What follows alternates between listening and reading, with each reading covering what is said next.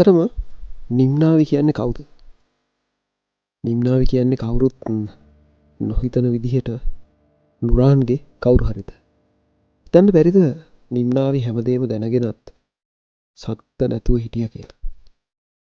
හැබැයි පස්සේ කාලෙකදී ඒක ඇත්තටම කෙවින් එක්ක තියෙන මොකක් හරි තරහක් ආදරයකට පෙරලලා කෙවින් වෙනුවෙන් ඔය හැමදේම දරාගෙන හිටිය වෙන්නත් බැරිද?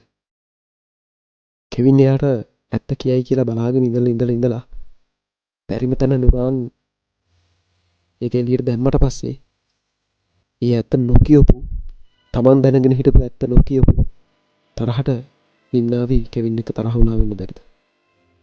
මොකද කෙවින්ගේ තාත්තා ග්ලෙන් ඩිෆොන්සේකා පොඩි සැකයක් ඇවිල්ලා තියෙනවා කවුද මේ නිම්නාවි? නිම්නාවිට නුරාන් එක්ක තියෙන සම්බන්ධය මොකක්ද? ඇත්තටම මෙහෙම වුණොත් නුරාන් කියන්නේ නිම්නාවිගේ පවුලේම සහෝදරයෙක් වුණොත්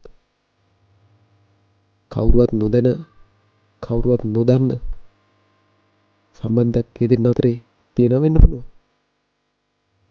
මේක ටිකක් හිතන්න ඕනේ කාරණාවක්. අපි බලමු ඉස්සරහට මොකද වෙන්නේ කියලා. ඔයාලට සුබ දවසක්. මේක අපිට හිතන දෙයක් විතරයි. ඒ නිසා වැඩි ගණන් ගන්න එපා.